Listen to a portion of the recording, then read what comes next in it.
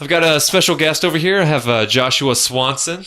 He's made it out here over here. We have kind of a topical situation over here. We're going to be talking a little bit about adoption. He has quite a bit of different opinions about the issue over here. I've got a lot of experience too. Yeah. So we got some topics that we're going to talk about, and then we've got a couple of other things we'll be talking about. Probably our video game pass and a couple of other different things, kind of catching up over here.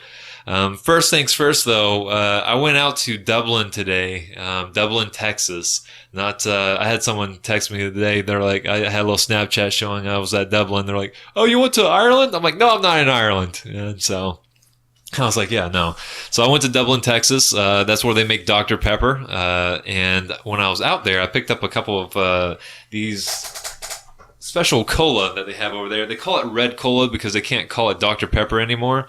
But we're cracking one of these open over here. Kind of got a little sponsor set up over here for them. So be sure to check out our links over here if you want to kind of get in a couple of the different types of flavors they have over there. They're really, really good soda over here. So we'll be kind of sipping on this over here all day today. So they gave me a free case over here if I put it on my podcast. So look it up, guys. Thanks, buddy. So coming for the free food.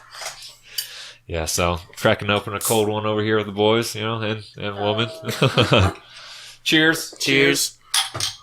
To Dublin, To food. Ooh, extra fizzy. Whew. That was in my nose. That was good. Ooh, that's good though. Red cola. Yeah, they had to call it red cola. At one point, they call it like Dr. something else, and then they got sued by Dr. Pepper. And they didn't get sued too long ago, I don't feel like. No, it wasn't. It was like really soon. They had to pull everything off the shelves, and they almost got they almost sunk all the way down, and then they kind of pulled themselves out, so they call it red cola. Well, when I was in Stephenville for college a couple years ago, they had the Dr. Pepper part of it or whatnot. Oh, yeah. And it was amazing. And then I found out about this actually today because I was talking to one of my coworkers about it, and he was like, it's not called that anymore. And I was like, what? Yep, no, they call it red cola. So if you're ever in Dublin, be sure to go check out the red cola that they have over there, because that's actually the real Dr. Pepper that had the real recipe that they had at one point. And it's delicious. It's different than regular Dr. Pepper. It's like Dr. Pepper on steroids over here. It's good stuff. Yeah. So we have a couple of topics. We've got a couple of people joining us over here. So thank you all for joining us. We'll have this live streaming right now that we have. You can also check out all my previous podcasts over here. I've got my link in the description. You can check me out on YouTube. I'm on iTunes and I'm on Google Play. So you can check us out on all those different ones and all the previous shows over here. Just a fair warning over here, kind of explicit material. I don't really like having a filter anymore, so I kind of stopped having a filter. So I might curse here or there. I got Joshua over here. He might do it a couple of times too. So, fair warning just for all the people that might be a little bit more sensitive to that. But we will be talking about more of a serious topic over here. And so, oh, look, we got Joshua Swanson to join. I'm just there for the comments, bro. So, and then we got a couple of people over here on our Instagram. So we got a couple of people over here already watching. So the topic today is adoption. I have a couple of different opinions on the matter as well. Me and my wife have kind of come to the conclusion that if we were ever going to have any kind of kids, we would probably take the adoption role over here, just for the fact that I didn't really want to see body-wise her have to go through the whole entire pregnancy process and all that kind of stuff. So it is very tolling, Yeah.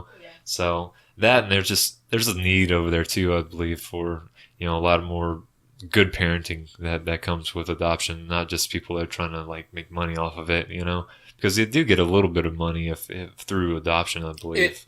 It depends on how. Because a lot of people believe that, so I was adopted through CPS, which is Child Protective Services. Right. And so a lot of people assume that they pay you to adopt, and that's not necessarily the case. Because I was looking into it because I was like, I swear, if my parents got paid for this, I'm going to be pissed. Because it's just I'm then why adopt kids if you're going to get money for it? Right. And, I feel like people are like, well, I can't always afford a kid. Well, then don't adopt if you can't afford it. Yep. From my point of view. But, as it goes through CPS, at least you don't get a government wage Yeah. or check every month. You have to pay like a certain amount of fees in order to prove it's Dublin's fault. In order to prove that like you can raise a kid and you have the means and stuff, you have to pay like it's like close to $1,000 in fees. But like other than that, like yeah, you're stuck with us. Yeah, you have to get like a counselor, and you have to get like evaluated by a couple of different people, and you have to take a couple of courses, I believe, as well nowadays. My parents had to take parenting courses, even though they already had a kid. Like, even if you have a kid, you still have to take their parenting courses to prove that you're a good parent. And, like, my opinion on that is, like, granted to a point, that's awesome, but at the same time, it makes it easier for people to beat the system. Right. Because you can lie out your ass and be completely like, yeah, I'm a great parent, and then take a kid home and molest the crap out of them, and no one's the wiser. Yeah, exactly. And that's the thing, too, that I always think is really strange is nowadays is getting kind of more hostile towards, I would say, even the Christian realm of things, where people that have any kind of religious beliefs, they're kind of taking that more now as like, oh, you're unfit now to adopt a kid because you're going to be pushing the beliefs of whatever you believe in over there. So, like, CPS and stuff has been... Regardless of whether or not they're adopting, people are pushing their beliefs on people all the time. You've got public school teachers that are pushing their beliefs on people. You have friends that are pushing their... Peer pressure is a thing. That's pushing someone's belief on you. But the thing, though, is now, like, if you have a check mark, are you a Christian or are you this? And then you check that mark, then it's already like, oh, red flag, maybe But why not are you as just much. discriminating against Christianity? Because that's the biggest thing people are discriminating against. Oh, yeah. Like, what if someone's Muslim? People aren't going to be like, oh, you're Muslim? You're going to push Islam on your child? No, that's not... That's the religion of peace, you know. That's a whole nother podcast. Yeah. But I just think it's kind of crazy. And then, like, you know, with CPS and everything, I've known a couple of different instances where CPS has been involved in a couple of different people's lives and stuff like that. And they're a really, really great thing to have over here.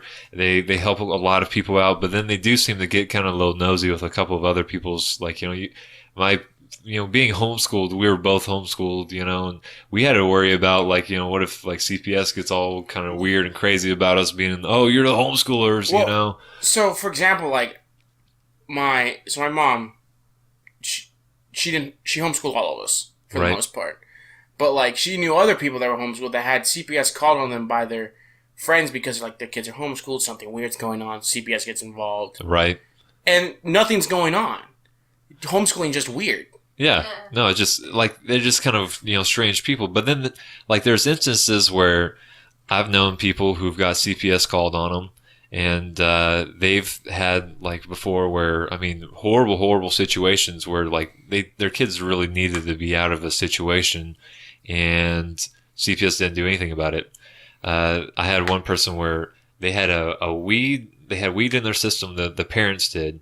And so the CPS worker just said, oh, okay, we'll come back another time and test you over here. Make sure you're clean, you know. And that was the whole reason why I guess CPS was called on them to begin with, because of their unfit parenting skills over there. But then they can go and kind of mess around with people that are actually trying to do good with the system, you know. Like, they're not trying to, like, you know, religion-wise or different people, you know. It's a difference of opinion type thing, you know. Right.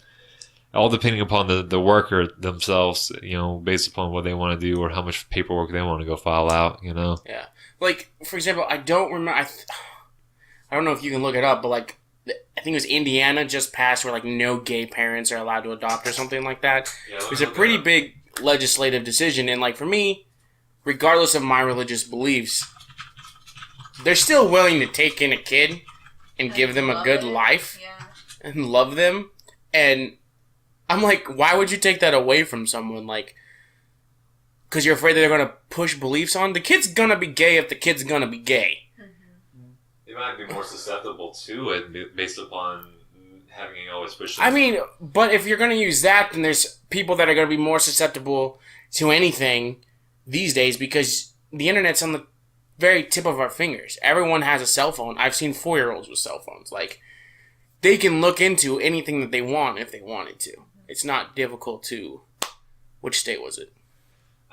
It looks like Florida and New Hampshire, so let me switch over here. So I'm looking at this site over here. This is the ACLU.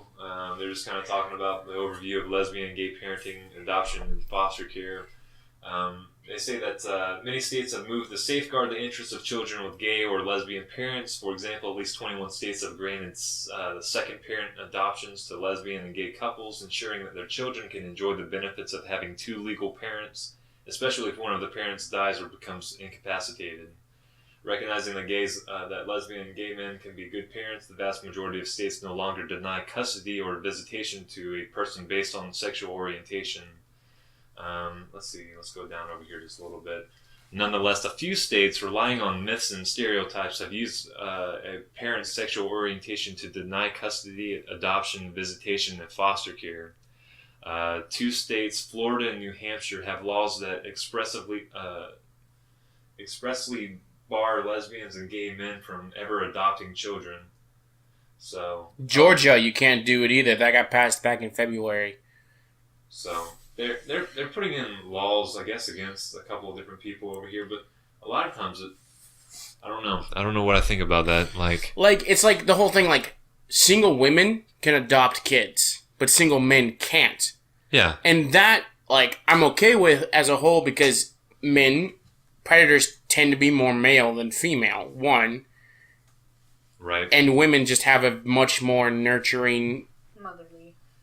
Their moms. That's just the word. Yeah. And so, for me, if I saw a single dad adopting kids, I would be a little concerned. Yeah, I mean, we just kind of already know, more of, pedophilia-wise, it's more towards, men in general. It's not really, of course, they got the school teachers that go fucking around with, boys and stuff like that, but... But I think in that case, it's just more of a fact that the kid's got a really big schlong and the teacher just wants it. I know, it's weird. It's weird the transition in your head when you think about it, though. It's like, But it's just as disturbing. It's just as bad, yeah. But people treat it not as bad because it's a woman. Yeah. It's not a dude. If a dude was doing that shit... Oh, yeah. It'd be in game. Yeah, I mean, it's not like, there'd be no way that the kid would go and now go marry the teacher over there. Some of these kids I've known that I've read up over there where they go and they're 15, they go now with the teacher, and now they're having a relationship with the teacher. But also, parents are totally willing to let their kids go to a female teacher's house. You know what I'm saying? Right. They're like, oh, what's going to happen? Nothing. No, that's fine. Whereas if a male teacher's like, I want your student over here to do extra credit, the parents would be like, no, you're a dude. Why would we do that? Yeah, exactly. But I think that's the hard part, where they try to force feed you to be acceptant to everything. Male and females, there's no difference and stuff. But there's a big difference in a lot of different things that we do. And then the sexual drive for men is a lot different than, I believe, women. It's a lot higher. It's more of an aggressive thing. Women are more of a passive receiving. We're more zoned to repopulate and just impregnate literally everything. Yeah, no, it's just we're hump crazy, to be honest. It's kind of that's just how we're built. And so it's not as easy, I guess, I don't know. So there's also always that there. There's always that little, that male instinct of that. So when we have issues like that where, okay, it's okay for women or single women to adopt over here, but then if a single guy starts adopting kids, it does get kind of weird over there, where it's just that's just not... And, I get there's, guys like me who, I want a family super bad, but at the same time, yeah, it'd be hella dope to adopt a kid, but also as a dude, I'm like, I can't do that by myself. I can barely take care of myself. Oh, yeah. You know what I'm saying? Yeah. I would need assistance. I need assistance. So, sane, normal guys aren't going to go out there and be like, let's adopt kids. Whereas single, moms, for some reason, can do it. It's oh, yeah. And I'm gung-ho for it. My cousin's single and she wants to adopt her. She's almost married. But it's just, the kind of thing where it's yes, be biased against single dads. Or dads who want to adopt without any significant other. Right. But at the same time, yes, do I think being gay is wrong? Personally, yes. But at the same time, if they want to adopt kids and love on them, let them adopt kids and love on them, because those kids have a shitty life as it is right now, and they need some stability. Exactly. They need something over there. Granted, it's not the stability I would want, but it's better than nothing. Yeah. It's better than the foster care system that they're in. It's better than whatever hell they're going through with CPS and relatives and Right. being in and out of foster homes all the time. And then they're yeah, I can only imagine all the craziness and then all the bullshit that the system kind of puts you through. You know, they don't really. I've got 5. There's 5 of us in my birth family. Okay. I've got an older brother and sister and younger brother and sister. My older brother was removed so many times and put back in our birth mom's house that when he moved in with us, when we got adopted, he would wear 2 pairs of pants because he never knew if he was going to be leaving again. You know what I'm saying? Yeah. Yeah. And that's fucked up. Yeah. That shouldn't be an 8-year-old's concern. You know what I'm saying? Yeah. No. I mean, Me and my brother were picked up by firefighters walking on a highway because the door was left open. right. But we weren't immediately removed. You know what I'm saying? Like, Yeah. that shit, you should be... If any kid of yours is out on the highway and you're not home and you left the door open, you shouldn't be getting your kid back. Exactly. Until you can prove over an extended period of time that you're capable. Yeah, and like, where's their psycho evaluation type things that they have to go through? Like, you know, you have to go through all the to adopt someone. You have to go through all this different kind of craziness. I think to even get them back, you should have to go through all that. Not to say that the system is perfect, like you said, you can kind of fake it out and everything like that, but there's effort involved. Right, and the system, like, it is in place for a reason. And I feel like a lot of it is like, so my uncle worked for CPS as a social worker for a while, and he quit because it's so stressful and so difficult for a social worker as a whole to, like, get involved in that kind of thing, like all the drama and stuff. And I get that. And so I feel like part of the reason why that whole system fails is because, yes, they have social workers, but who's there for the social worker? You know what I'm saying? They don't have a support group kind of thing where they could, like, I mean, if they do now, that's dope. I have no idea. Oh, yeah. I'm just assuming that, like, from the amount of people I've seen that have been in social work at some point and then get out of it because it's too taxing. Oh yeah, I always see those people, like, I mean, they get in, they're eager, young, and then they go and they're the manager of a deli. Yeah, and it's just like, oh yeah, I used to work for, you know, there's a CPS or anything like that, and you're just like, they just get tore up. No one just stays there, you know. No, and it's a depressing. Like, if I had to go in and keep removing kids and bringing it, I would get depressed. That would be hella depressing. But at the same time, I'm like, it's something good because yes, some people are in it and they just do it because they're jerks and they're like, they want that power, right? And that kind of thing is like not good. But at the same time, like, the majority of these people that are getting their kids taken away deserve to have their kids taken away. Exactly. But then there's just so many different, like, you know, the majority of all the mass of people that we have, there's still problems where, like, it's like a never ending job, you know, like once you help, you know, some people out, 5 more are still over here. You know, it's like a job that you never can stop. Those jobs are the most taxing. Like when I was, sorry, that Dublin's hit me in the face over here. I'm trying to not burp on the mic over here. Dude, I just went for it. They're going to have to accept it. Yeah, well, that just shows it's good, you know. But so, but like my point I was trying to make is just like, you know, I wanted to go into the police force. And I was kind of a big advocate for going against human trafficking, and I did a lot of things to go against that when I was younger over there. But the amount, I mean, like, I was in it for probably about, you know, 4 or 5 years when I was younger. I was kind of doing the little hacktivist type of stuff over there. It fucked my mind up. Like, you can't continually do that. Talking about that. Yeah, you can't continually do that, man. You do it long enough, you start, like, you go mental because you're having to deal with, like, lunatics, you know, like people who will hurt children or people that ever do anything that, like, you know, the innocence, when you have to deal with innocence all the time, it starts fucking with you and you start, like, your emotions just can't take it. You can't mentally just, you know, if you're taking kids out of houses where, you know, their kids haven't had their diaper changed for, you know, God knows how long, and you're having to go back in there and take them out of that situation and then know that they're going to be going back over to that same family, that fucks with you, you know. As a whole, you can't do that continually and stay sane, you know. Right. Well, it's also like that's part of our reason why I feel like the whole, like, food stamps kind of thing, like, is there to help people who can't necessarily, because a lot of it is, like, honest to God people that can't afford it. Exactly. But at the same time, the system is getting abused from so many different angles that, like, Do I think random drug tests should be a thing?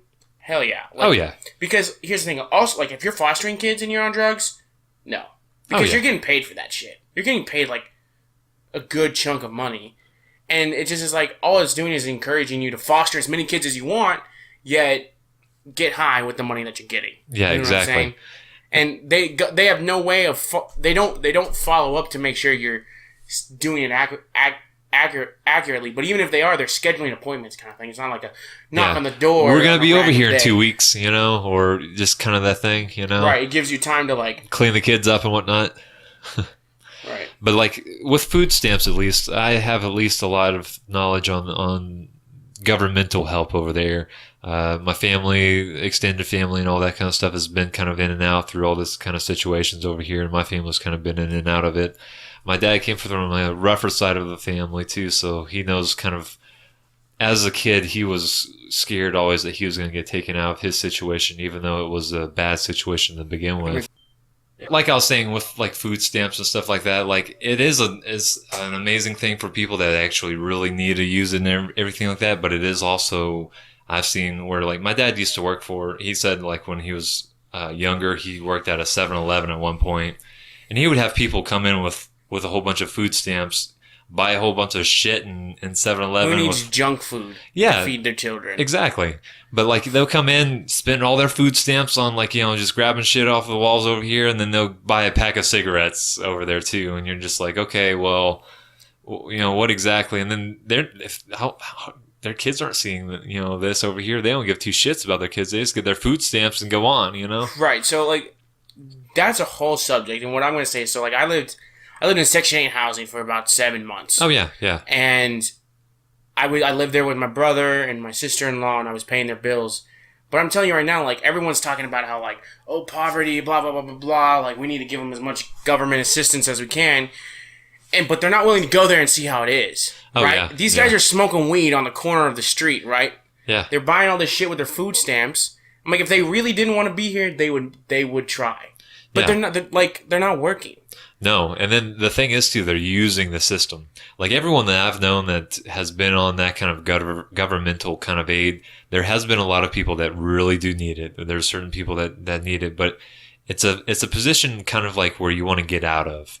It's a position to get in and get out. You shouldn't be staying on it for an extended period of time. So it's to get you back up on your feet, What people don't realize is it's government assistance is created to help you for 5 years.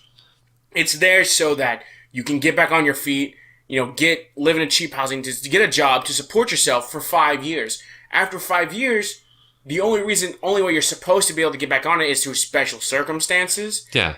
But the thing is, there's so many ways to cheat the system that it just is like, they're on it for 10 years. Oh, yeah. 15 years. And then it's also, but they're driving a Rolls Royce. Yeah.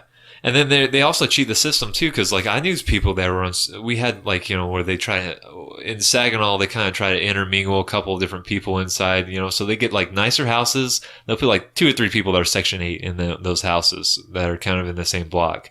So then you'll at least be in the same kind of good, nice school system, and kind of be around people that are not going to be like in the slums, like back in the day when they would have like projects and stuff like that. But the only problem that would come with that was I would see what would happen when they were in Section 8.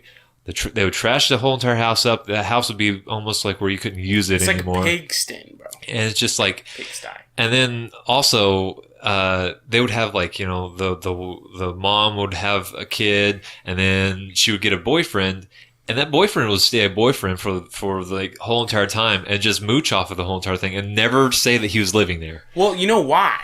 It's because how that works is the more kids you have in the system, the more benefits you get. But if you claim that you have a spouse, you don't get the benefits. Yeah, no, it just cuts it right off. And so it's encouraging women to have kids, but not be in a relationship. And so kids are losing out on that father figure life. So they're growing up to be shitty people. Exactly. These kids are going to get taken away. And it's making a recurring circle. And then the moment that they ever have any kind of problems, like the father-wise or anything of the children, they just dip. They're just like, whatever, I wasn't married, dip. They just kind of leave. And it's like, come on, like, sit down for a second, try to figure this out. But grow a pair and be a dad. Exactly. And then, like, you've got to... there's a point where it's just like you can see what they're doing, and it doesn't take like a genius to see certain people are destroying their houses over here if they're they're not taking care of their houses. Like you said, driving nice cars. God, fucking smoking cigarettes, okay? Like, If you you know can how afford expensive cigarettes, you can afford a box of ramen for a week. like how yeah, I know, right? Like one pack is like how much is one pack of cigarettes nowadays? It's like $8-9. It's ridiculous because like, Ramen's 10 cents yeah, a it's bag.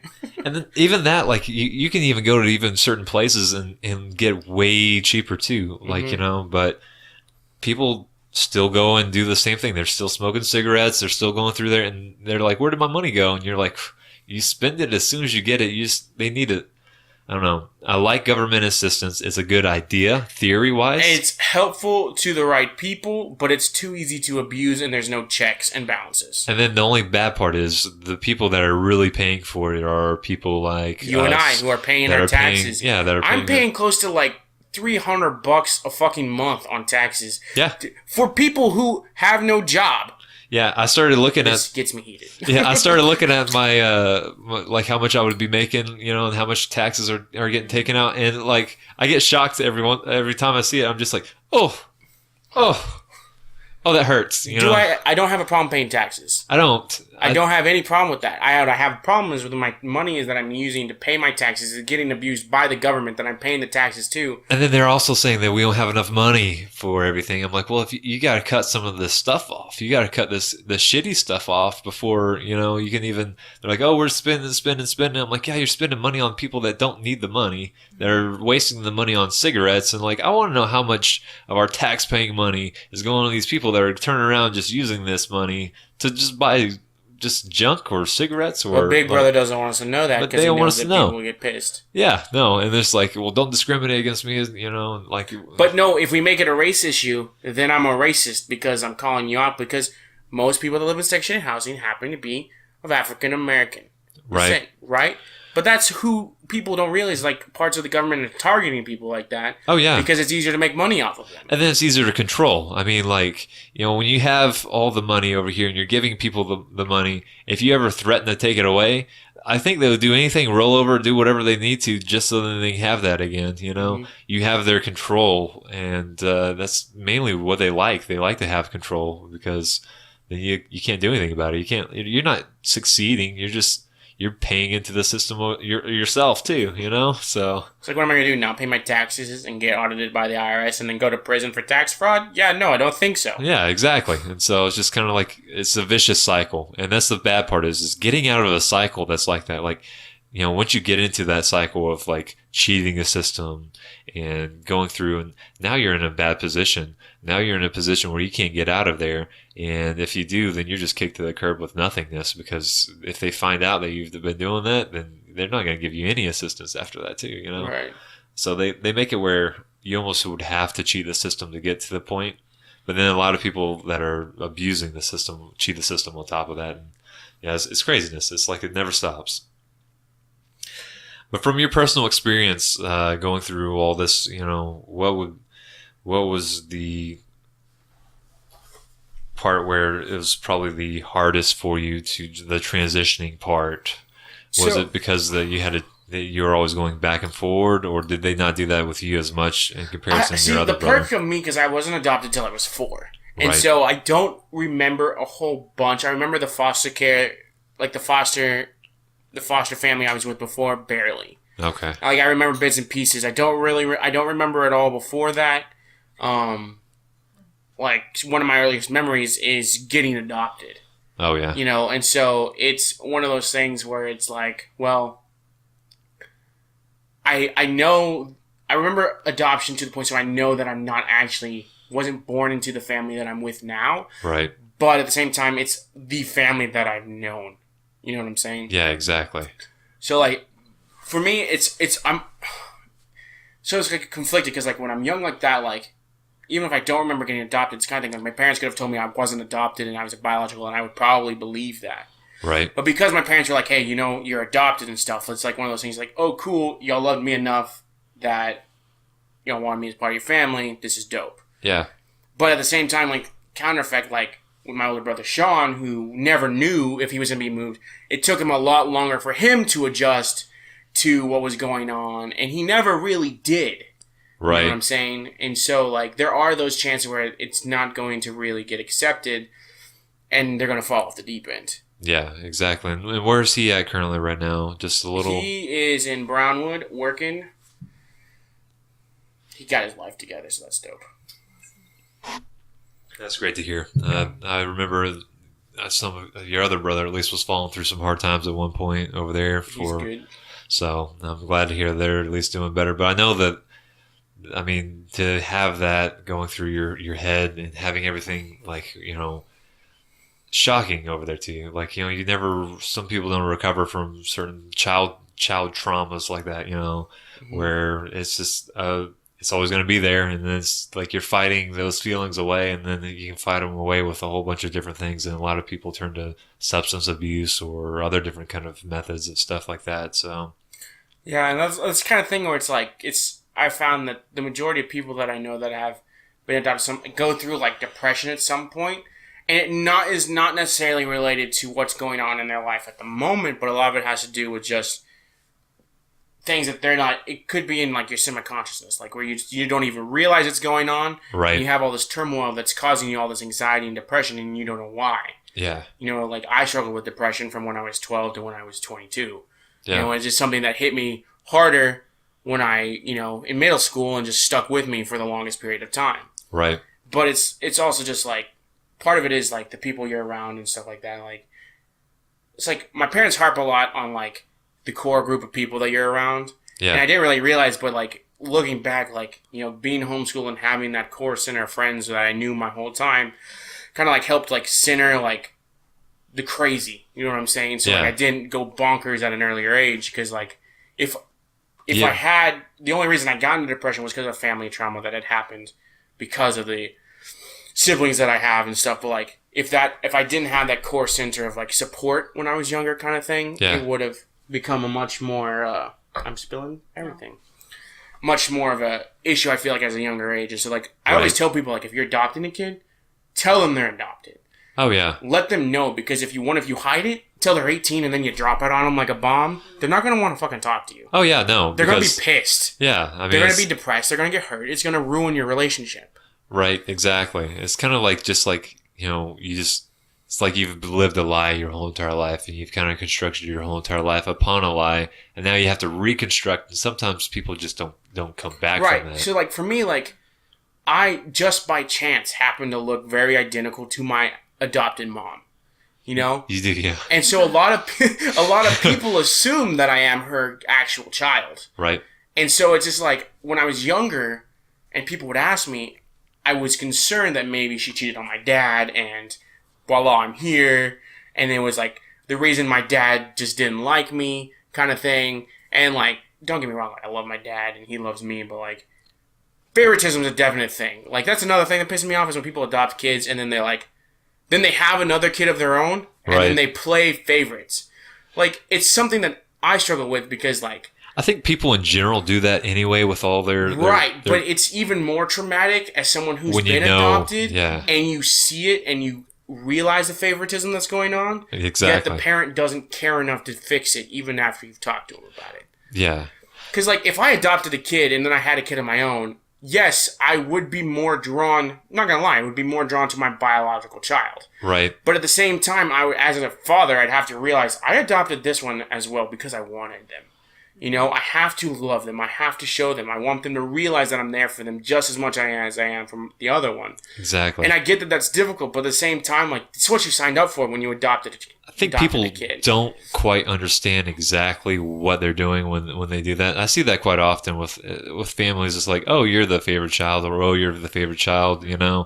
Mm-hmm. I can only assume that could be so much more of a hectic thing when you have to deal with the whole adoption and having the kid now be like, oh, they're the favorite kid because they're not adopted, or they're the favorite kid because they're adopted. Like, I know of a family over here that, you know, they adopted kids and they spent so much time on their adopted kids, you know, like, you know, crack another one up.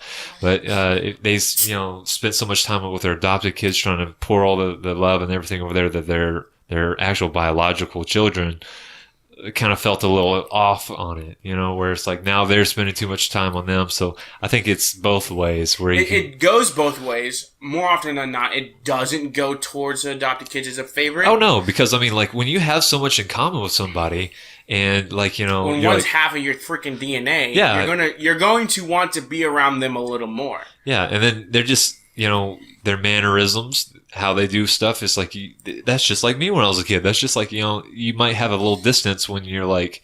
We all know that we're more susceptible to whatever our parents are like. So like, if my father was like an alcoholic or something like that, I would be more inclined to be an alcoholic. It's just kind of how it works out. Or if I'm, if he's a big football player, then, most likely I would be probably built up in a way that would be more inclined to playing football over here. So having where you transition now with like adoption wise, and there's a difference there where there's a slight disconnect where it's not exactly the same as having a biological kid over there. Right. And so I can only imagine where they would be more inclined to liking all the same stuff over there, where there's a lot of more similarities instead of differences over there, which people tend to get to similarities and then they bond to them closer. And then since we're the same, it's kind of like friend groups and everything like that too. You bond to people that you're have the same kind of tastes and stuff like that too. Yeah, I guess like my word of advice would be like, if you're playing favorites, don't. Yeah. But also, if your adopted kid calls you shit out for doing that, don't continue to do it. Oh yeah, exactly. Like you should always be in a way of being able to be called on like reproof. You should never be into the point where you're so prideful that anything that you do you can't be called out upon. Even if you're not doing it per se and someone thinks you're doing it, to them it means something, Right.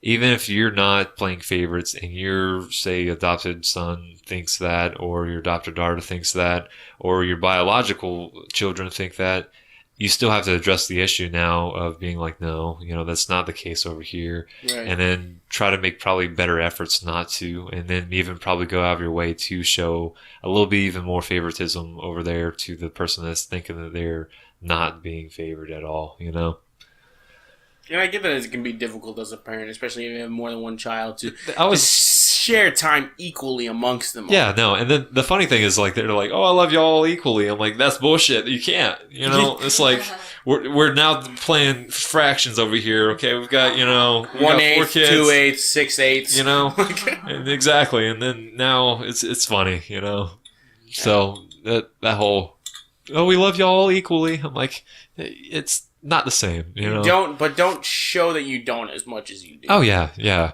I think you just need to be open-minded. People just need to be more open-minded to their own bullshit. Like, you got to call yourself out. You can't think that you're... Yeah, I think you also have to be a little bit more open-minded to the fact that as a parent, you're going to have to acknowledge that this is not going to be the case, but also realize that all of the kids are different.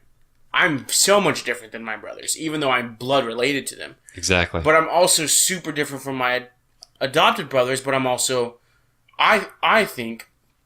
I'm more similar to my adopted brother than I am to my biological brother. Right. And that's just like a weird nuance. Man, this Dr. Pepper is fucking me up. But it's one of those things where just like be mindful of it. Yeah. And even if you do have a favorite, learn to still interact with the others in a way to where it doesn't come across. Right. And I saw, or at least my brothers probably saw it over there too, where it seemed more like my parents were favorited me across my other brothers, and it wasn't like, I mean, they did a lot for my other brothers and everything like that, but when it came down to a lot of other things, my brothers would be like, yeah, he's a favorite one. It's like, it's not because of, it's just personality wise that you happen to be more similar to your parents and your siblings were. Or just easier to get, like, I'm not going to be like, fuck you, Dad, I'm like, I didn't do that. I didn't go, like, steal my dad's car and stuff, but, like, but at the same time... Maybe his cash, but not anything else. Yeah, exactly. but, like, that comes to the point where it's like, I don't know, it's weird to be the one where you seem to be the more favorited one. And I don't really like it too much per se. Like, it's like there's nothing you can do about it though. Right. Like in my family, Carlos is the favorite. He's also the baby, but he's the definite favorite, and it was very obvious growing up. Yeah. Even at a young age, I mean, I was 12, he was 6. Even at 6, I knew that he was the favorite. You know what I'm saying? It's a very apparent thing, and it shouldn't be that obvious. No, and then... A 6-year-old should not be able to tell that you love his little baby brother more than you love him. Right. And then the thing also is, like, when you see families and you see them, and then there's just like, there's just always like, there's one that's like, oh, they spent all their time and effort on this one kid, and this is always a random kid that, you know, it's like it's the middle child or it's the beginning one, or, you know, more so often not the baby. Yeah, and so it's like you don't really know which one it's going to be, but then you can pretty much tell pretty quickly when they're like, I don't know. Everything's about that one in the family, and then if you ever see that person like go and grow up and like, you know, get married off or something like that, then the weird family dynamic of like what just happened, you know, kind of sinks in a little bit. I think it's kind of funny to watch at times. So yeah, adoption's a good thing. I'm for it 100%, but I definitely feel like there are certain things that need to be more implemented to make a safer environment for that kind of thing. Oh yeah. And more people should be doing it. I don't know why we don't really broadcast it as much. You don't hear about it ever. You know, you really don't. You're like, oh, this person had a rough childhood because he was in the foster care system. Well, why aren't they fixing the foster care system? Yeah, and then like you don't know very much. I know very little about. It's not advertised anywhere. No. People aren't like, go adopt a kid. Or like the only time people bring up the whole adoption thing is they're like, don't abort that baby, and the person's going to abort the baby. Well, then are you going to adopt it? And it's used as like an attack. Yeah. Instead of like they might not adopt it, I will take your baby. You know what I'm saying? Like, it's like, there are definitely people out there that want to do it. Like, for example, my coworker, he and his wife can't have kids because of health reasons. Right. They want to adopt so bad, but they can't because they don't make the required amount of money to adopt, yet they have a house, they have 2 cars. He is the sole guardian of his, like, 16-year-old niece. He knows how to fucking raise a child, but the state won't let him because of, well, he also lives on a cliff because of location and stuff. I'm like, if someone wants to adopt kids that badly, and he's married, and he already is supporting a child, he obviously knows how to do it. Yeah, you know what I'm saying? I mean, and then it's like, you know, they don't really take into account also, I mean, I don't think it, like, kids-wise, it doesn't, like, fucking matter, really. Like, if you are the kid dirt poor or... is going to be more interested in the love that it's receiving than the Xbox that it's playing. Yeah, exactly. You know what I'm saying? That's a perfect point. It's just like, you know, you can have all the stability and stuff like that, like, but at the end of the day, yeah, like you said, they just truly just want the love that was... I didn't grow up playing video games. And I know that's something that we're talking about later. Yeah. But, like, for a very large majority of my life, we had a 30-minute allotted time to play video games. Same here, yeah. And there was on my brother's consoles. We didn't have our own, you know, but the point that I'm saying is, like, we spent more time with the family. We didn't grow up with a whole bunch of money. You know what I'm saying? Oh, yeah, no. And so, but I had one of the best childhoods of anybody on the face of this planet. Yeah. You know, my parents grew up in South America with no money, you know, and they had a blast. Oh, yeah. And so it's like, money is stupid bullshit, one. Oh, yeah. But two, it's not, so you should be able to look at someone who's dying to be able to adopt a kid because they can't have one of their own, regardless of how much money they're going to make, because they want a kid so bad, they're going to make it work. Oh, yeah, exactly. And it's just like, and then, like, there's so much, like you just pour out so much love to them, and then, you know, it's not a bad thing to be struggling a little bit. I mean, a lot of people struggle a lot, you know, especially with the economy that we have over here. It's not a bad thing. But it's like... It's not like they're going to go hungry, you know? It's not like, you know, you're going to be starving your kid over here. Because a parent will get on food stamps if they need to. Yeah, exactly. And I'm okay with that, paying taxes. If they have a kid and they're struggling for a little bit and they need food stamps, gung-ho, I'll fucking buy you food myself. You know what I'm saying? Exactly, yeah. But... And so it's just one of those situations where it's like now you're kind of preventing. I think it's because it's a money scam thing. It's all about the money. Everything in this freaking country is all about the money. They make money when they have kids in there. They make a lot of money, you know, based upon how many kids they have in there. And so it's not not a profitable thing if you get rid of a whole bunch of them, you know? Mm-hmm. And they'd probably be making, you know, they're like, okay, well, if they send off just a couple of them, they're making their criteria a little too crazy. I don't know. They're more willing to put kids in the system and have them be somebody else's problem than actually help the child. Well, you want to be a government child, you know? They think the government's okay enough to raise children, you know? Government's not even okay for it to wipe its own ass right now, okay? So, like... Exactly. They can't tell you about anything. Everything they tell you is kind of bullshitty, you know? It's like not working. But in theory, all their ideas should work. In reality, they don't. Because they make these systems in place and then they don't follow up. They don't go in and enforce things. They just let things... It's like any business. At the beginning, it's super perfect. And it's like a well-oiled machine. And then people get comfortable and people get in the habit of letting things slide. Complacent. And then in 10 years down the road, it's got cockroaches everywhere. Exactly, yeah.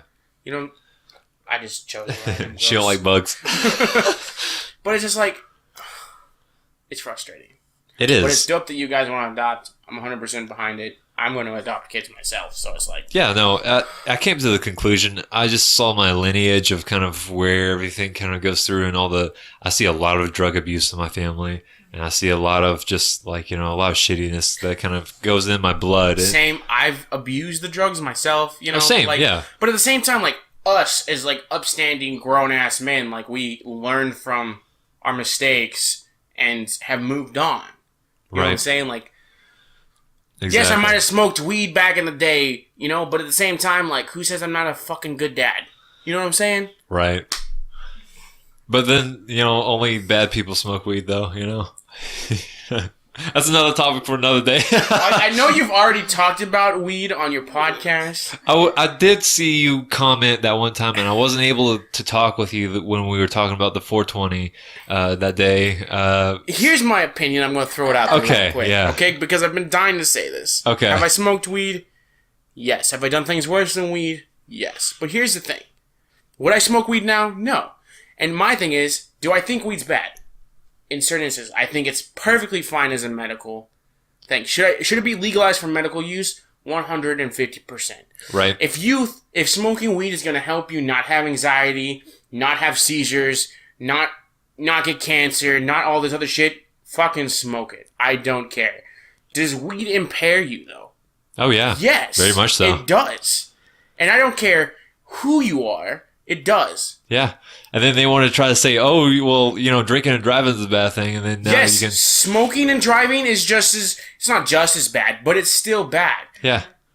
When people get high, when people smoke, they smoke to get blazed. Yeah. Right? And when you blazed, yo, dude, it's like you're like in a freaking big-ass pillow and you can't fucking move. Yeah. Everything's so slow. Your judgment's definitely impaired. And it's just not there. Like, you know, like cognitive. If you want a medical marijuana license, I'm fucking okay with it. Right. But I think don't tell me that it's not a gateway drug. I started on marijuana and went harder. See, I started on shrooms, and then I went to cocaine, and then I went to Adderall and Xanax, and then I went to weed. But my point is, so many people start at weed and then go bigger. They're like, well, weed's not going to bother me. A little cocaine isn't going to bother me. Well, yes, a little cocaine is going to bother you. But so is weed. You know, it's a drug for a reason. Yeah, exactly. It's illegal. It's impaired. It impairs performance. Judgment. Yeah. Judgment. But then at the same time, it's dope. Yeah. In both senses of the word. Right. But, like, I will not encourage it as an illegal activity. See, I think the only problem I would have is, you know, I know myself very well. I know myself to the point where, like, I would be okay with having weed every once in a while over here, you know? Right. But at some point, I couldn't have society have it completely open where everyone can, because then I know they would abuse it. And it's like, you know, it's abused already as an illegal drug. Making it legal might help for a little bit and might help you make more income as a state. Like Colorado's made billions of dollars since they've legalized. Oh yeah, taxation. Do I think that's dope? Yes, Texas will destroy Colorado by all means necessary. But here's the thing. It's abused so much as it is right now. Exactly. Legalizing it, all it's going to do is the crime that's already there from weed is going to become a crime of a different, more deadlier something. It's going to create all those open roads for whatever you want. I think the only problem that I have with anything related to theoretical wise is like you have both sides. Like, you know, taking away guns, in theory, it sounds like it's a good thing. It means It does not sound like a good thing in theory.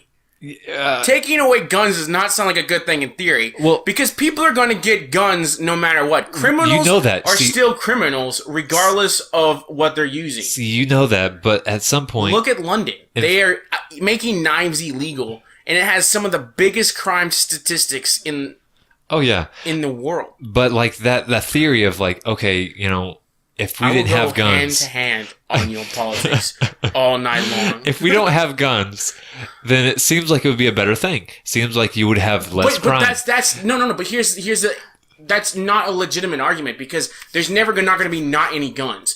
Guns are always going to be there whether they're illegal or not.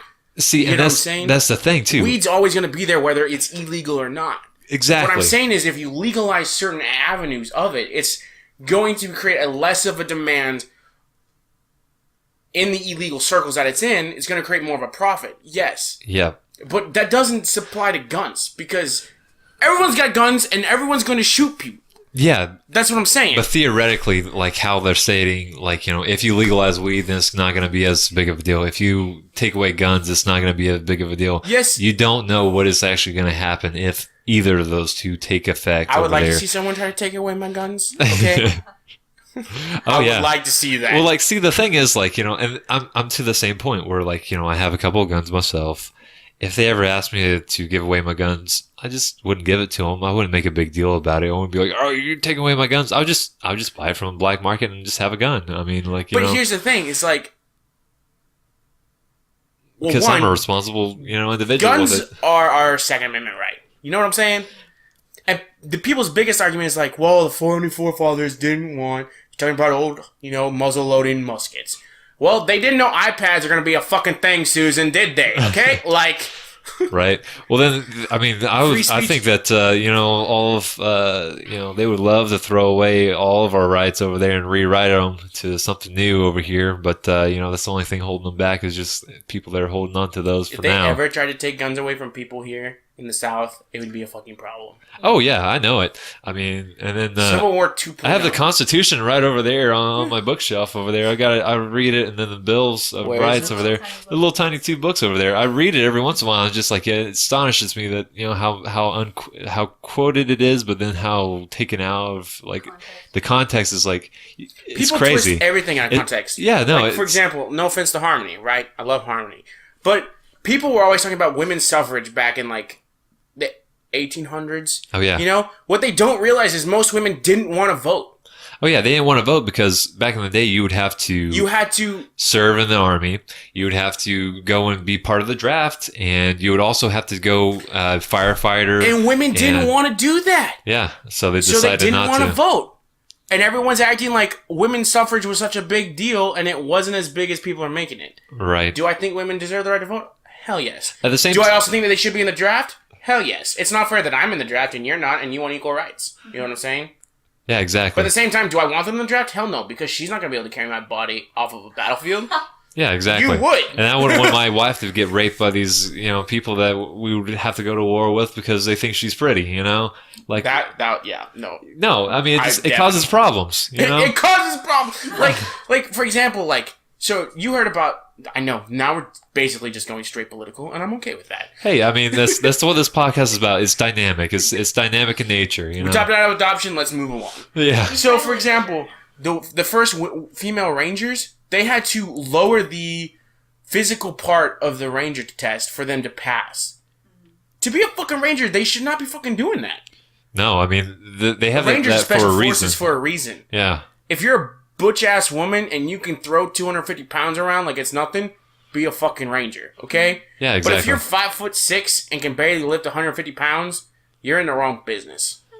Yeah, exactly. And then 150 pounds is still a lot of weight, though. But then the Marines, I think they do it in a position where they keep the same kind of standards. I don't really know exactly what they have to go in the Marine Corps. I don't think the Marines have relaxed on anything. I don't think they have relaxed on anything. So if a woman is going through, if a woman's going through and becoming a Marine, they're working just as hard as a man going through there. And kudos to them for being as equal as, you know. I'm not against women serving on the battlefield. Oh, yeah. That's not what I'm saying. I'm 100% for it.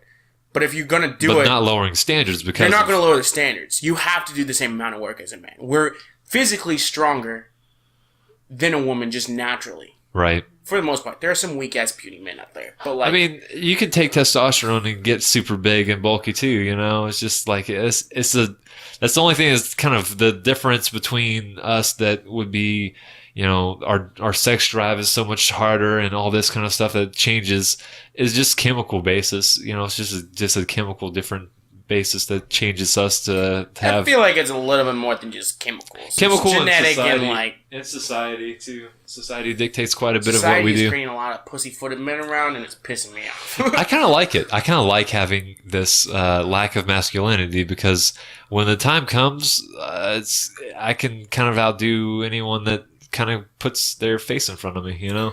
I mean, I get what you're saying. Like, there's a lot of that fake macho masculinity. You know, because guys are like, well, I'm going to act tough. And then you just bulk up to them and they're like, all right, shit, you're the big dog. Like, let me back up real quick.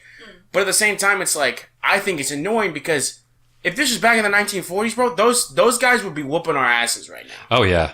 You know what I'm saying? Like, there's like a very small percent of men that would be able to go foot for foot on D-Day. You know what I'm saying? Exactly, yeah. Like, if we were going to storm D-Day with the 18-year-olds that we have fucking today, we would be losing World War II. Oh, yeah. Hands down. I mean, I know I probably wouldn't be adequately equipped at 18. Would I be giving it a gung-ho? Yes, I would. But that's the difference between us and the majority. We would be screaming, yeah, let's go Call of Duty! We're going to die, but woo! We'd be crying over there on the fucking plane and shit, you know, just like, I don't like, want to do this, I don't want to do this, I don't want to do this, I need my safe place, you know. How you work a gun? What is this thing, you know? Would war be scary?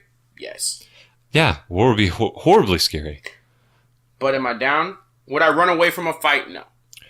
To be honest, I'm more of a pacifist in sakes of war and stuff like Don't that. let him deceive you. He will throw hands if he has to. Oh yeah, no.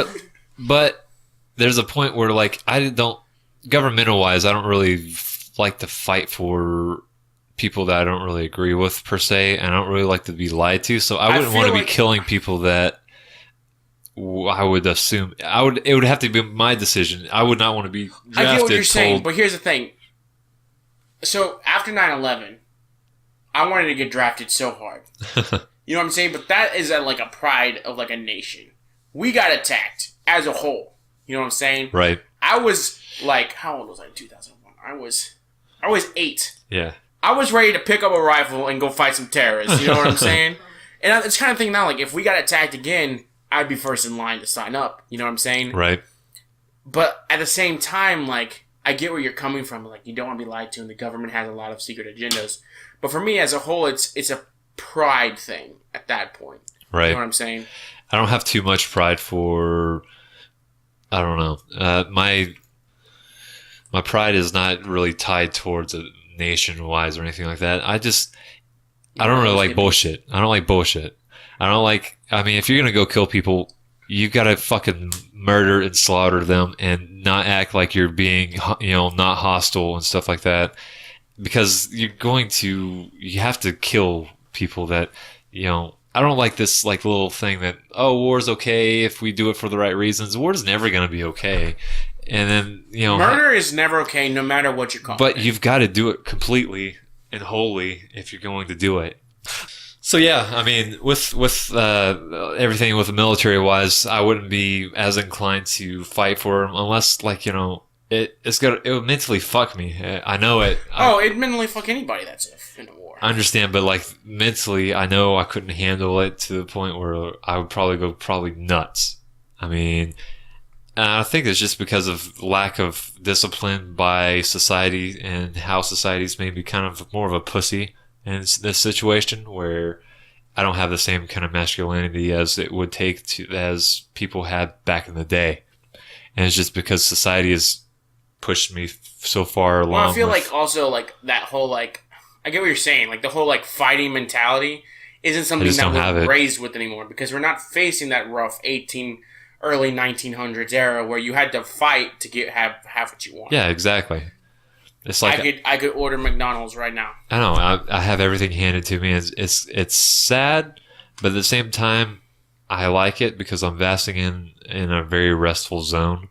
in comparison to like always having to feel like, you know, I've got to show how big my dick is, you know? But at the same time, if it came down to it, you're not someone that would run away from it. I wouldn't run away from it, no.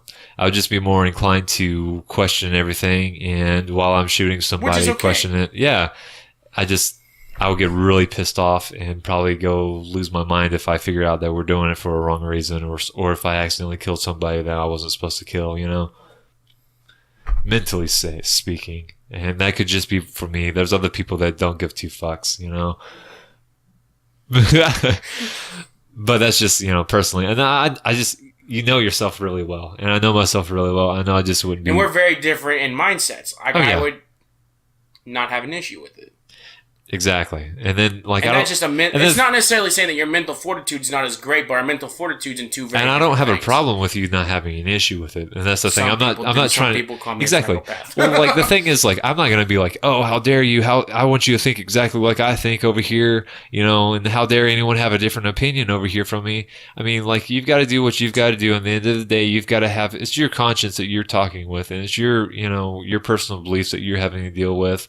And if you are able to sleep at night, and, you know, that's kudos to you. Rabbits, it's just completely okay. Kudos to you, you know? And so, like, if I believe that you did it for a wrong reason, I'll call you out on the reasoning for why. And if you tell me would otherwise. I kill somebody for the wrong reason? No. Right. It's just, I know. But when you're told to do Harmony certain things, I know, right? You don't fuck with her. She will tear you a new arsehole. Yeah. Ow. You don't clean the bathroom right. Oh. Jared. Hear that, Jared? She calling you a bitch, bro. I didn't say that. I just said he didn't clean the bathroom right. Yeah, fun stuff. So good. I think it's kind of funny to see all the people playing, like, you know, all these like really violent video games, but really can't do anything in comparison. You know, like, yeah. Okay, hear me out. I was playing Fortnite. Call out. You should like sign me up for benefits. But I was playing Fortnite yesterday, right? With a fucking 5-year-old. Okay? No. Hear me out. Who lets their 5-year-old kid, who's not even fucking developed enough to understand most of the English vocabulary, to play a game that encourages you to murder? Oh, yeah. That is an issue. My parents never let me play any first-person shooters until I was 16, 17. Me, bro. Yeah. You know what I played? Lego Indiana Jones. Yeah, I know. I play Wii, man. I play Mario, goddamn. Super Smash Bros. Like, yeah, like that. I had to ask supervised situations. Yeah, exactly. I'm like, you know, and we had standards. I mean, my parents are not like any anti-violence type people. They're not hippies, for God's sakes, but you know, I mean, I don't know, man. Maybe a little hippie. okay, they went through the hippie vibe at one point, but you know, Like 3 years ago. yeah, exactly. My dad had long hair and whatnot, but but they're not like, you know, anti-violence. They wouldn't be like, you know, you can't go in the military and all that kind of bullshit. But at one point, they were more conservative on like, oh, you don't But they were want to also see looking gore. out You for our want to mental see. health, and they knew that it wouldn't be a good idea for us to be Exactly. playing those kinds of games at a younger age. And then my parents wouldn't let me say kill or, you know, and all that kind of stuff because I they didn't say stupid. yeah, I mean, That was the bad word for me. because, you know, my parents didn't like how kids would be like, you know, oh, I'm gonna kill you and stuff like that, you know. And now that I look back to it, I'm like, yeah, it didn't really, you know, it's not very productive to be able to say certain things like that because as a kid developing, like, yeah, it's not good for you to have that always on your head, always in your mind. But now I'm looking at these kids that are like, they're exposed to the internet way quicker than, you know, they need to. Dude, kids that are like 7 years old are watching porn, for God's sake. Yeah, Bro, exactly. I didn't know what porn was till I was like 20, dude. Alright? Right. Sorry, Mom. Glad my parents are not on Facebook. Oh yeah, yeah. But it's just like, my point is just like, it's everything is so much more accessible these days It's to where I'm like, I was sheltered, but I'm fucking proud of it. You know what I'm saying? Yeah. Because I would be so royally fucked up if I wasn't. and now, yeah, exactly. And they're like, look how fucked up we are right now. As is, we're, you know, 20s now, and Bro, we were speak for exposed. yourself. I'm not fucked up. We're exposed. I mean, you just talked I'm about not that bad. smoking weed. Okay, half the pop. No, but yeah, it's just It's funny. It's funny that, as sheltered as you ever want to make your kids be, they're always going to be going But I also feel like for me, like as a parent, I'm going to be like, look, I'm not going to let you watch these things, play these games, look up these kinds of things, but I'm going to explain why. I'm not going to not say, because my parents wouldn't say. They're like, because I said so. Yeah. I can think for myself. That's Right. bullshit. Like, I'm the kind of person, if you don't want me doing something, tell me why, and I won't do it. But if you say, it's not your business, I'm the adult, listen to me, I'm going to be like, well, I'm going to go look up Pornhub.com right now. Yeah. You know what I'm saying? Like, Well, see, my parents were very open with us on, at least I can say for my parents wise, they were very open. They let us know exactly why. But at the same time, like me and my brothers are just like, well, we want to do what we want to do. That reasoning is a good reasoning. Just do as I say type thing. That does cause a lot more problems of rebellion. But at the same time, you still have that rebellious attitude in there no matter what. You can say that, you're going to try to tell your kids why, but they're still going to end up going through the same exact situations that you did, over there. You just might not be as hateful towards the situation if you find that it's not that bad of a thing. Like, if you watch like a violent movie that they tell you not to watch and they just say, because I said so, and then you're like, oh, okay, well, you watch it, and you're like, oh, well, that wasn't that bad. You might get to the point where you become more rebellious, and then you're more inclined to, well, what else were they saying that was, a little iffy and that kind of stuff, But if they tell you the outcome of the reasoning why, a lot of times, I remember reading a book, the Corrie ten Boom, the person that, the hiding place. Story. I remember there's one point where she was going to talk to the dad, and she was asked something about like sex or something to her dad, and her dad asked her to pick up a big suitcase that he was carrying, and she couldn't pick it up. And then, so she's like, he's like, oh, pick this up. And she's like, well, I can't right now. He's like, well, sometimes, there's certain things that you can't hold on to right now that I just have to hold on to until you grow up, or there's just certain things you can't mentally grasp as a young kid that I think that we're kind of failing as a society with pushing all this, because we want to be accepting, and we don't want to hurt people's feelings, and we want our kids to be mini adults as soon as they're fucking born. Yeah, exactly. And that should not be the case. There should be a childlike wonder and innocence. They shouldn't know about, sexuality and all this kind of stuff that's just pushed onto them so quickly over there, where they don't have the comprehension of knowing what exactly is going on. And they don't have the brain capacity of being able to hold into all, what's right and what's wrong. They're still trying to figure shit out. And it's scarring. It's not fair to them for us to put them on the same pedestal that we're on. No. To be able to be like, hey, look at all the shit that I'm seeing right now. Yeah. Like Lion King. Let me put this on you guys' level, alright? Like Lion King. When Mufasa tells Simba, the dark place, we don't own it, you can't go there. He wasn't... In hindsight, he wasn't saying, like, you can't go there. He was like, you're not ready to go there. Yeah, exactly. Because Simba went there and got fucked up. Yeah. You know what I'm saying? His dad rolled in, like the awesome dude that he is, and saved the day and had no issues. Right. But Simba was too young. Simba went back there when he was older and fucked shit up. You know what I'm saying? Like, guaranteed. They didn't show it in the movie, but I know he went back there and was strutting his stuff. But, like, the point is, like, there's an age level of understanding when it's starting to be okay for you to introduce your kids to violent video games, violent movies, profanity, sexual things. Like, there's a point where that kind of conversation goes, and it's called fucking puberty. Yeah. You know what I'm saying? It's at that level. Or like even like you grow into the situation. You're not just blasted off into the, Right? But like for me, I can tell you right now, I'm going to have parental controls on all of my kids' electronics if they even have them. You know what I'm saying? Like, to a certain point where I'm going to be like, look, this is what this is. My parents never talked to me about sex, bro. That's why I was fucking like rabbits after I moved out. You know what I'm saying? Right.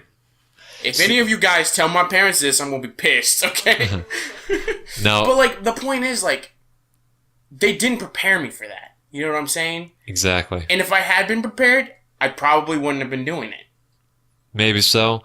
I find Maybe. It's a hypothetical at that point. See, I think everyone has that hypothetical, though. I think everyone assumes that they're not going to be doing exactly what they're doing because of certain situations. But then at the end of the day, they still have the same, like the people, like my parents, told us exactly kind of the situations, and they told us, I believe they did a really good job in my opinion, of letting us know kind of just enough. And I knew about sex. I knew exactly what it was all kind of about over there. I knew kind of exactly what, it kind of led over to, and it wasn't like anything I needed to explore very much over there, because I was kind of told very, very rationally in a good time frame. They weren't like just telling me when I was 5 years old or anything like that. It was just kind of like my anatomy class in 5th grade, we went over the male anatomy, and we went to the women's anatomy part of the subject.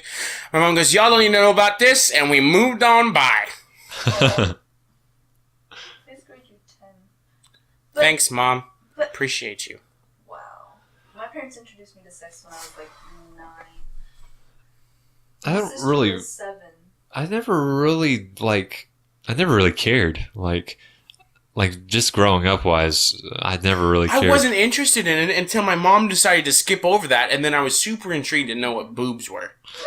All right? Like, you don't understand. Like, I'm the kind of person, when you don't tell me something, I'm going to find out. Yeah. You know what I'm saying? And as parents, yes, that knowledge is there, but if you're not ready to talk to about it as a parent, don't bring it up on any kind of term. Right. Don't bring up half of it and then skip the other half. Just be like, we're going to wait for this subject until you're ready.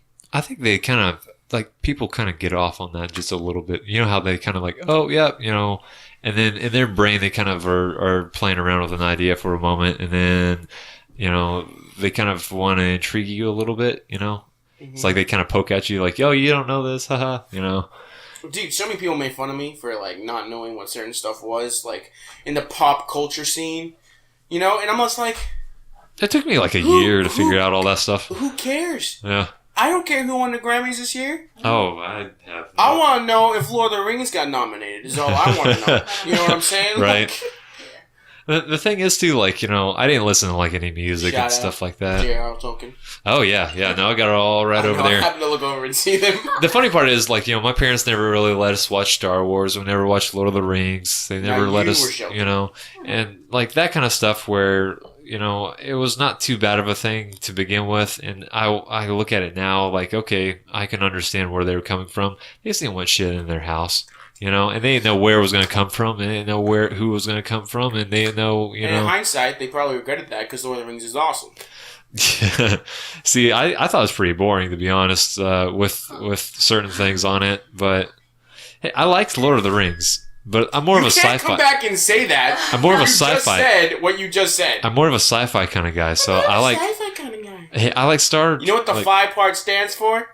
Fans. Oh no, it's science fiction. LOL. Can we edit that? Nope. Oh my gosh. Okay, look, there's nothing in them. I drank them, Mom.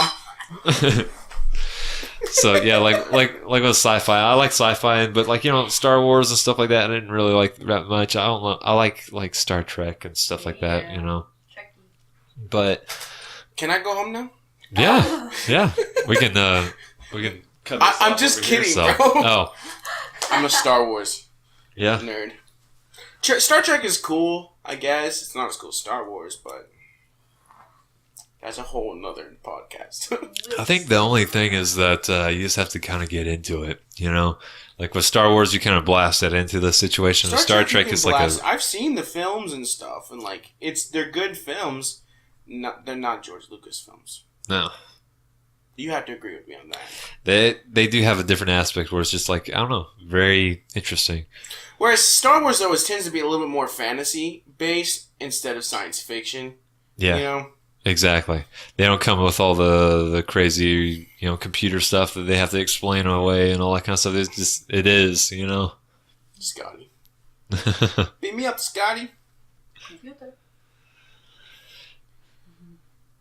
But so you're gonna be building a computer here soon. Yes, to game like, a little It was bit. funny because you mentioned that because I was actually just thinking about that in my head. How I'm like super stoked because I can't wait to do some more PC gaming because I used to do it when I was younger, Oh yeah. and stuff. And like I love strategy based games like Red Alert and Oh, you're talking yeah. Bro, I have Command and Conquer. Dude, on my StarCraft, laptop. man. StarCraft. Dude, I hear I've not played StarCraft yet, and I want to. Dude, StarCraft is... I got into it late. And so I got into it later on in life, and I like it. I like it a lot because it's just the basis of people. It's not really the game itself is that fun. It's just that the base of how many people play it. It's kind of like one of those games like Fortnite. Fortnite is an okay game. Excuse me? Fortnite is an okay game, but in comparison to the whole of like certain other games that are out there, Fortnite is a much more skill-based game than people realize, though. oh yeah. It's also much more a luck-based game because you know how many times I land and I'll get shitty-ass guns? Yeah. Get shot by a guy with a noob skin on? It's annoying. And then like, yeah, it's just, but then there's some games that are like really, really well made that they don't get very many people playing it over there, and then you never hear about it. But then, let's see, what was a good game? Warframe.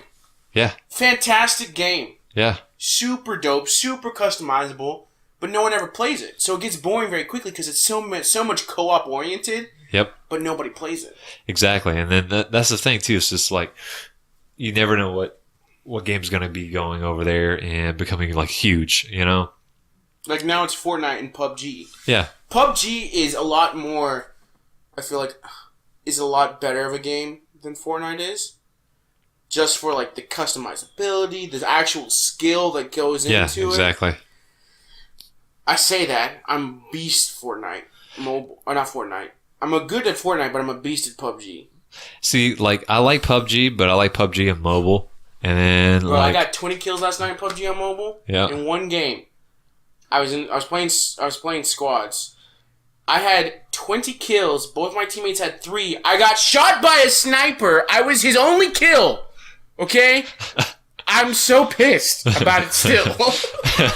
he was just waiting for you, just sitting Dude, there he the whole was sitting time. behind a rock and I saw him and I got his health down so low. And then he sniped me. And I died. Because I got down, but then he killed me. Like, who doesn't go after the teammates? Right. You gotta go after the teammates. You have to add me on PUBG Mobile. Oh yeah, most definitely. I've got a nice little squad. My other brother plays all the time over here too, Which and one? Jonah. Is he good? He's really good. He was actually the best first-person shooter. He actually got in qualified. Well, both me and him qualified in the Halo tournament that they had going on over here. We just never were able to make it out to any Bro, of the. you did not tell me. I could have squatted up with you. Yeah. I'm so good at Halo. Oh yeah, no. Like with Halo, I got up to the point where they were having the championships over here in Fort Worth like 2 years ago or a year and a half ago.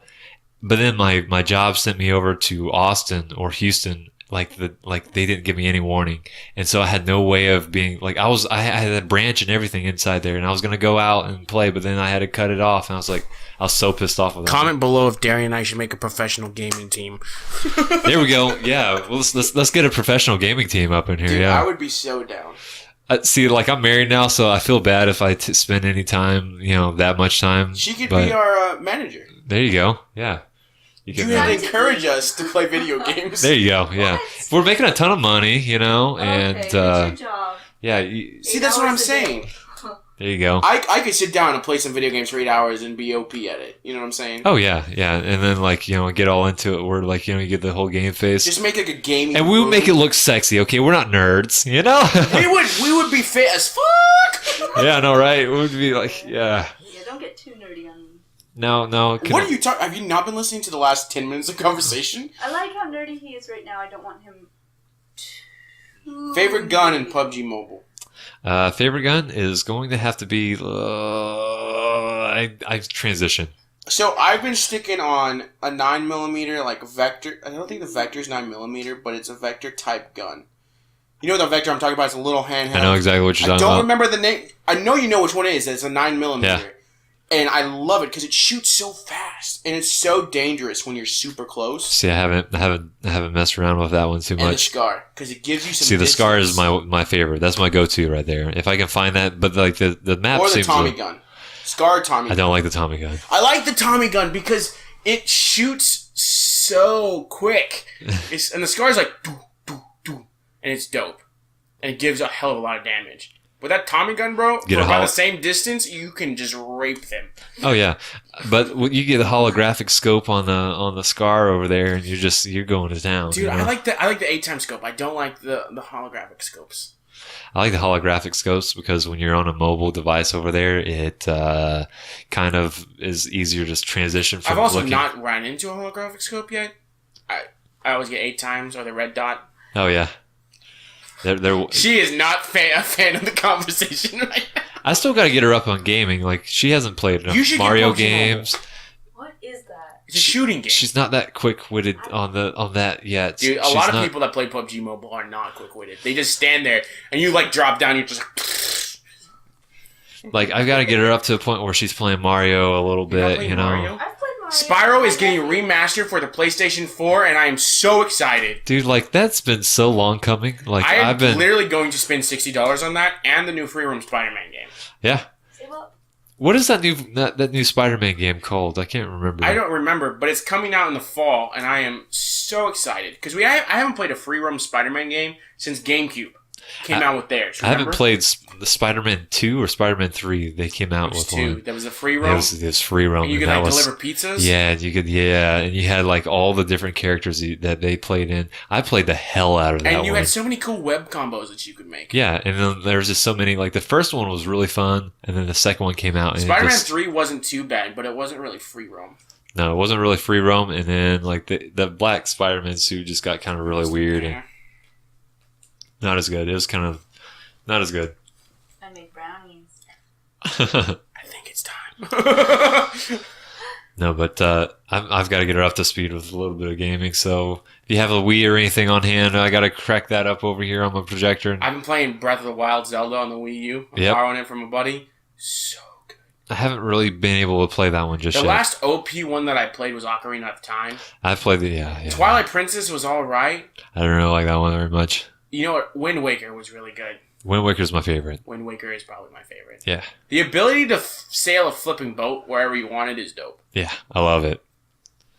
I play it all on my PC, so if you ever get a PC, I can give you the emulators and you can play all those games all on your PC. I'm trying, okay? Yeah, and then I have birthday's coming up if you want to just give me one. the best part is if you get a PC, we can play multiplayer together, even though you have an emulator, as if we were playing like hooking up together over here. Because Wait, really? yeah, I got a little VPN client called. Dude, we could just play PUBG on the computer together. Oh yeah. I just need $1,000. If anybody wants to donate, We just need I'll a put my Venmo in motherboard. the comments. We just need a motherboard, some RAM, a hard drive, Literally a case.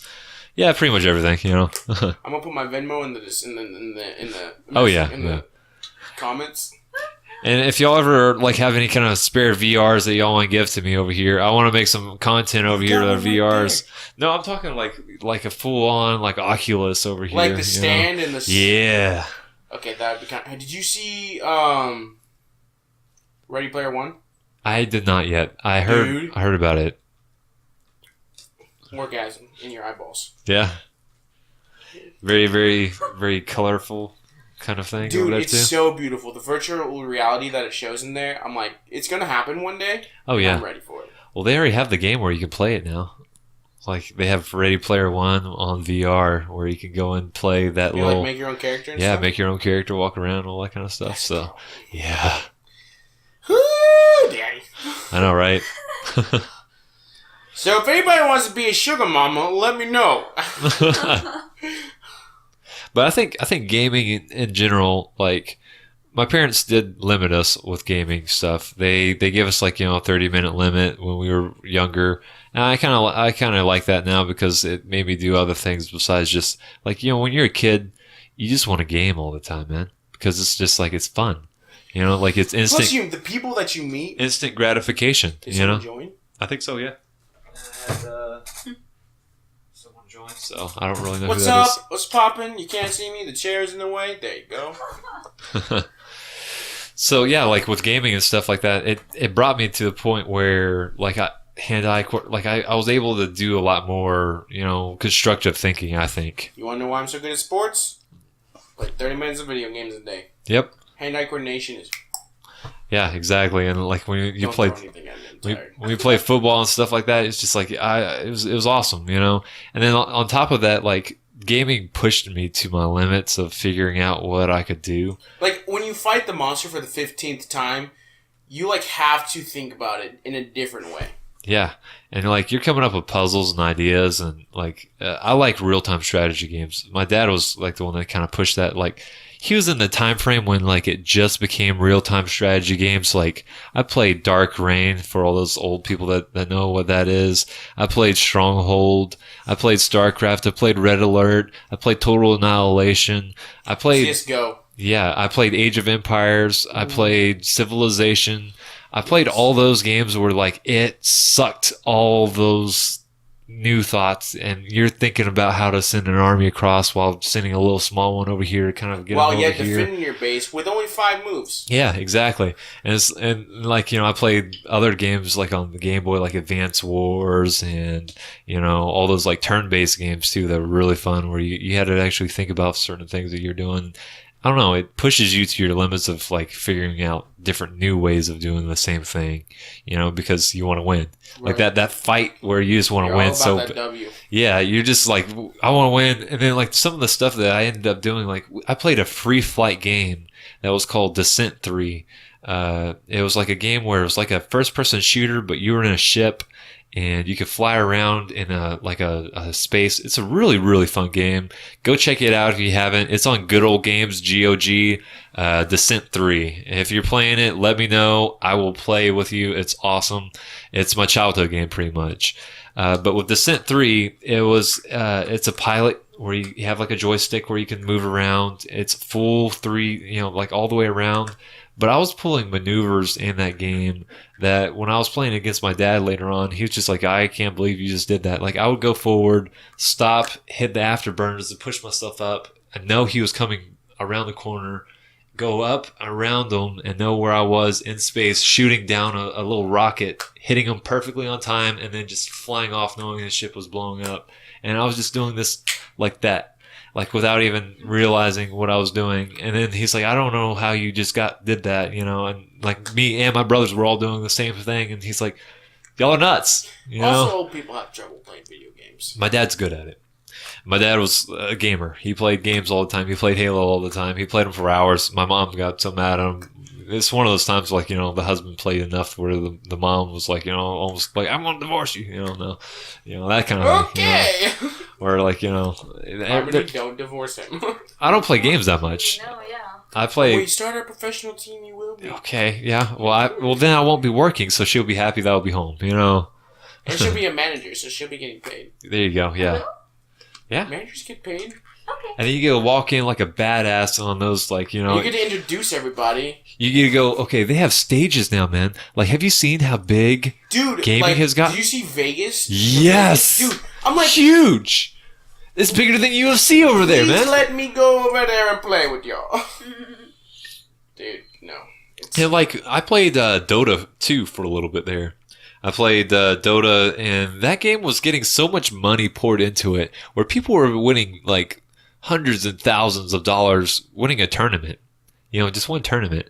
Bro, imagine being a millionaire for that much money, dude. I would be like, literally, I would have the best of the best kind of console and setups and stuff. If I got to a point where they said, "Oh, we're gonna give you $200 if you win this game," I'd probably be shaking. Okay, I'd be like, "Oh, god damn it!" The nerves. The nerves would be killing me if I was just gonna win $100. That's why you just put in the headphones and listen to music and don't hear them make that announcement, and then you just play. Yeah. And then your team's over there like, we gotta make this. Oh man, that'd be so stressful. Goodness gracious. I don't know what I would do. But it's kind of funny. It's funny to transition to see where, like, your parents were always telling you, oh, you're not going to make it anywhere by playing video games, and then you're over here making millions, There's a college in Philadelphia that is trying to get an NCAA tournament, video game tournament. Yeah. Going on to be an actual, like, elective and, like, an actual sport for colleges. Dude, like...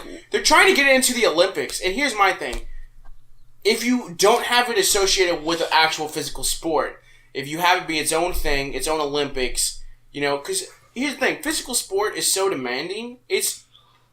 Playing video games is not that demanding. Like, mentally it can be demanding. You have to practice the same amount of time. True, but it's not like a physical exertion. You know what I'm saying? Yeah. Like, it's a different type of exertion. It's a mental one.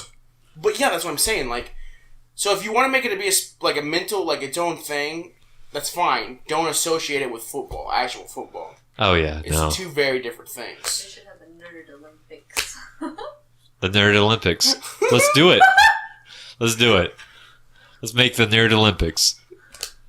Okay, I'm down. I could do it. Like we'll crack open an old Nintendo 64 and be like, play some Diddy Kong Racing. yeah. Swooping in with my plane to pick up that egg. Woo! Oh, dude, that was the shit, man. Like I remember when everyone had a Nintendo 64, we play those games and like, oh my god, Or Diddy Donkey Kong Racing. 64, the arenas, you know. No one really knows what Donkey Kong is nowadays. They don't make too much titles with him Star in it. Fox. Oh yeah, Ooh. Star Fox was shit. Mario Man. Kart. Solitaire. I remember when Mario Kart. I remember playing Mario Kart when I was like 5, and like that was like the game when. Bro, my That was my 5th break. birthday, I got an N64 controller from my older brother. It was a solid black one. And I was like, I remember waking up in my bed and it's on my night table and I was just like, and my mom heard me scream in excitement and I played video games for 30 minutes. And I was so happy. Yeah. Got the little egg timer out, didn't you? Yeah, dude, I miss those. Yeah. Said it's more of a circle. Ours was a circle. Ours was a circle too. Ours was one of those ones. It had like a little apple like base, and you would just turn it and it would yeah. I was like, God damn it! How did 30 minutes go away so quick? You never really realize how fast 30 minutes goes when you're gaming until you're actually timing it. Right. Well, thank you for coming out over here. We talked about quite a bit of topics over here. I would like to have your opinion on all the different kind of stuff. No, I like it. I like it. I like to have you coming back out here as more of a regular over here too. I like your vibes right over here. You vibe really well. You have a good conversations over here. So, thank you so very much for joining me. And for everyone that joined in on the live streams over here, thank y'all for joining in. If you needed, you can check out our podcast of previous episodes that I have over on iTunes, Google Play, and YouTube. Just type in The Darian Jackson Show, and you can find me over there. Also, I put in all the live streaming over here on Facebook. So if you're listening to a podcast, you can actually go to my Instagram or my Facebook, and you can watch us every Friday at 10 p.m. That's kind of the date and time that I try to set up over here for everything that I have over here. So you can actually watch this live stream. You can watch us in our room, see our beautiful faces over here on my Instagram, or you can go over to our Facebook Live page, and from there you can actually go and see, like, I can look up information and stuff, and it's kind of like a live stream of what's going on right over here. So once again, check out Dublin if you ever get a chance. They have really good soda. Now, we got the belches over here like crazy. Like, I was trying my hardest during this whole podcast. Will sneak up on you. Like, I was over here just like... After the second one, I was like, it's going to happen. I'm just not even going to try to cover it So up. if you heard us burping like Rick over here in Rick and Morty, you know, we weren't drinking any alcohol. We were drinking Dublin soda, which was delicious. But, yeah. But thank you all so very much for joining us. Y'all have a good night. And, yeah, we'll see you next week.